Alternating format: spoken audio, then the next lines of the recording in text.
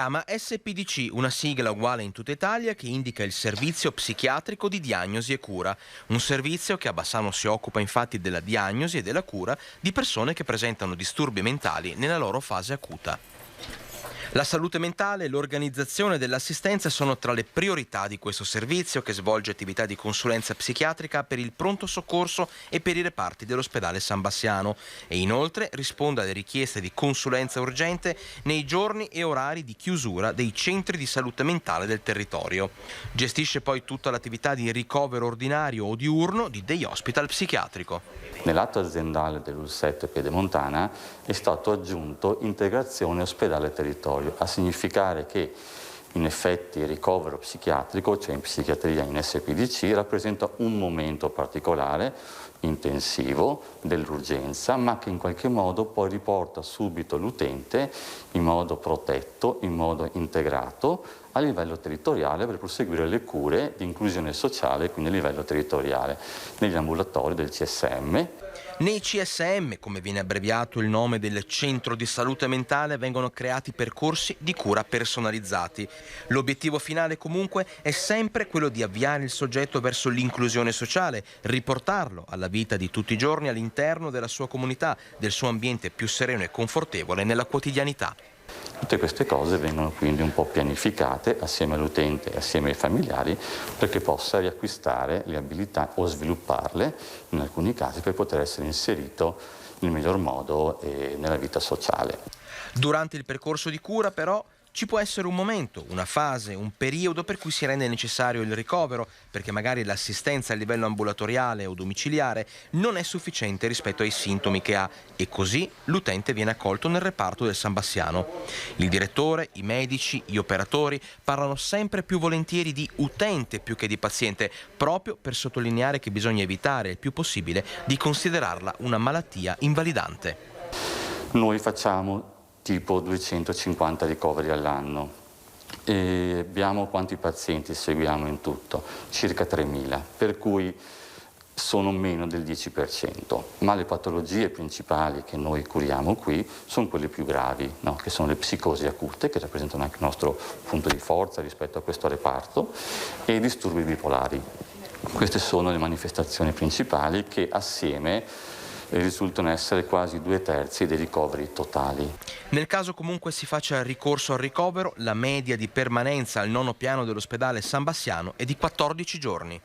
Quando vengono ricoverati questi utenti noi applichiamo dei protocolli che sono protocolli regionali, chiamati PDTA, percorsi diagnostico-terapeutici assistenziali, che in base a un'elaborazione scientifica e in base alle linee guida nazionali e internazionali sono percorsi fruibili, quindi a livello anche locale.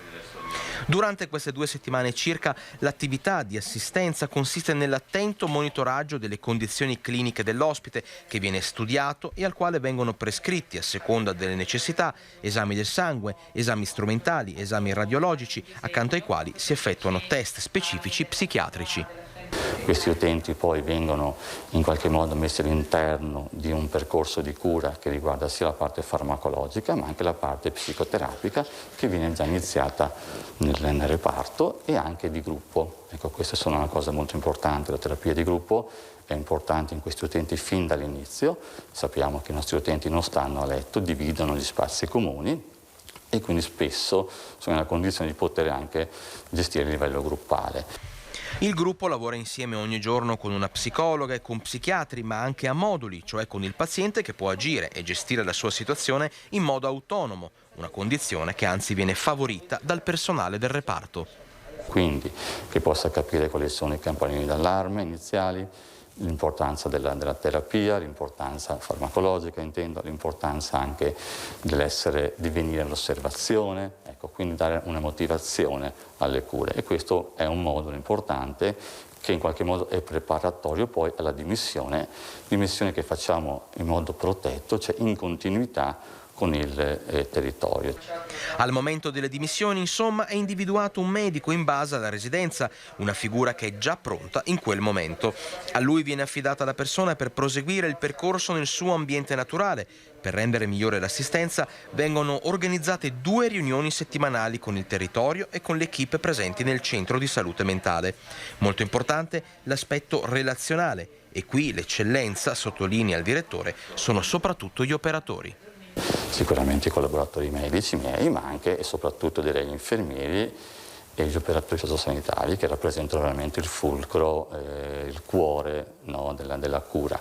Quando arrivano i nostri utenti e i loro familiari c'è sempre inizialmente un'angoscia molto forte, no? Un senso anche un po' di sospettosità, la soglia di minacciosità può essere un po' elevata, quindi la rassicurazione, le qualità emotive, non solo quelle di competenza professionale, e la dedizione che ci mettono fanno la differenza, ecco, su cui poi dopo possiamo instaurare un programma di tipo scientifico e validato scientificamente. Le riunioni tra medici specialisti e operatori sono molto importanti per la cura, sono utilissime per passarsi le consegne, come si dice in linguaggio tecnico, e per approfondire i vari aspetti delle storie, degli episodi vissuti dai pazienti. Ho fatto questo disegno, sì, benissimo. Ho fatto questo disegno che un po' le mani, parla della sua interiorità. Sì, e l'ha fatto interpretare. mi ha spiegato che praticamente Alienazione, si sente straniera, si sente quindi in questo momento senza patria, si sente quindi in situazione di forte difficoltà, benissimo.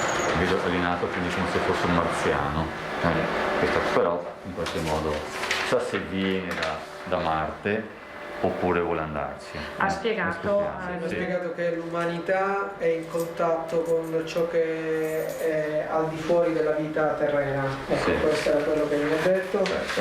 E quelle stelle, non si sa bene se siano stelle o satelliti, che tengono in contatto l'umanità con l'ultraterreno.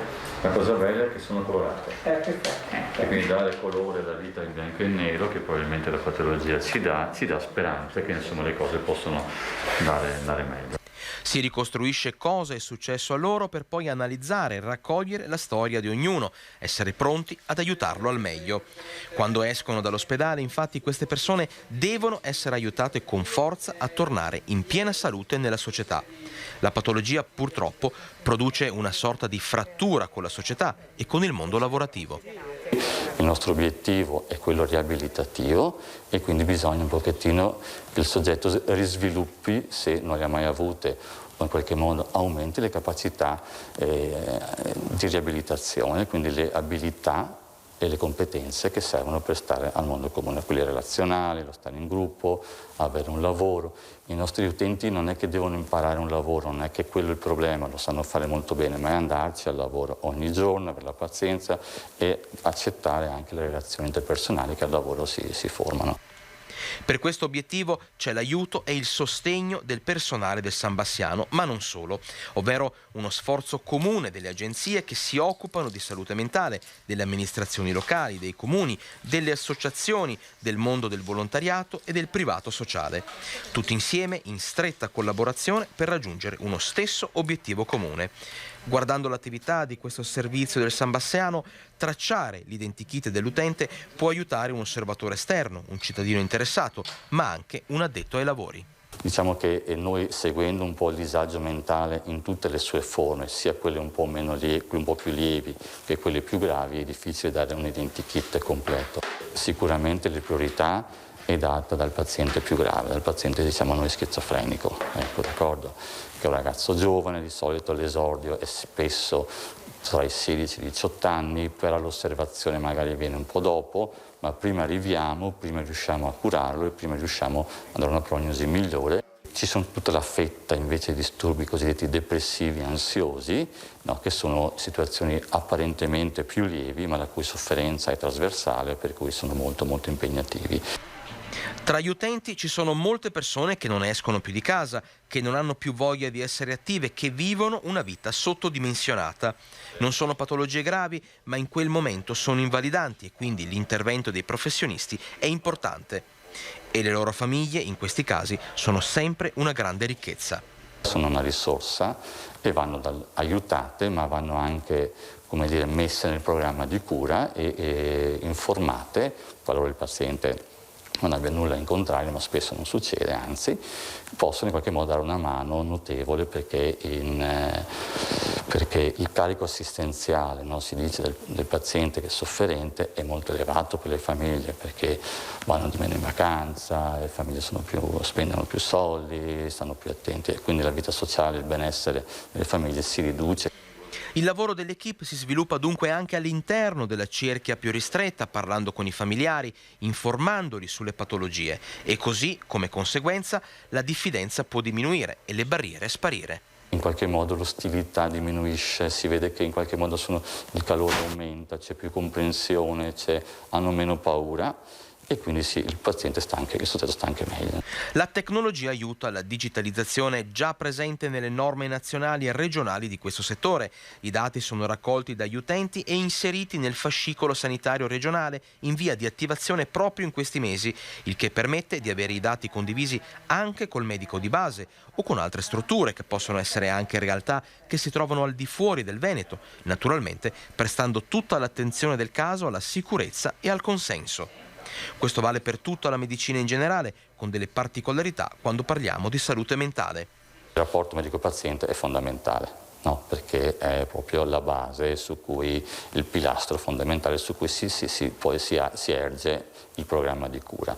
Quindi questo è fondamentale. In effetti, una volta che questa cosa viene fatta, per esempio è successo con il Covid, ha accelerato anche un pochettino l'aspetto tecnologico, vedi la telemedicina, il teleconsulto, ma anche accessi da remoto in senso anche curativo. Ecco. Mai si sostituirà alla situazione, però all'interno di un programma di cura, una volta che il soggetto è ben conosciuto e che si fida e c'è l'alleanza terapeutica, può essere un presidio molto importante. Qui parliamo ad esempio delle fobie, delle vertigini, della realtà virtuale. Per esempio delle altezze, le vertigini, ci sono dei sistemi di realtà virtuale molto interessanti per cui il soggetto viene nella realtà virtuale, le vertigini per esempio, viene appunto messo in una condizione tipo in un grattacielo, tipo in un dirupo, a vivere un po' la situazione e si desensibilizza un po' alla volta con la parte emotiva e questo aiuta molto. Tutto questo avviene sempre all'interno di un progetto, di un piano di cura che usa lo strumento della telemedicina per guardare al futuro. Ecco dunque il messaggio rivolto ai cittadini, specie a chi è in condizioni più gravi. Noi abbiamo un dato della letteratura che dice che un paziente su 3 non viene all'osservazione nonostante il disagio sia notevole. I motivi sono diversi, sicuramente c'è un po' di pregiudizio e questa è la nostra vera sfida sul territorio, cioè abbattere le barriere del pregiudizio. Bisogna insomma sconfiggere a tutti i costi l'equazione malato mentale uguale a pericolosità o inguaribilità e quindi va rinchiuso. Se abbattiamo questa barriera e si avvicinano i servizi alle persone, si rendono fruibili più facilmente, senza burocrazia e senza passaggi inutili. Insomma, si dà veramente la speranza di una vita migliore per tutti.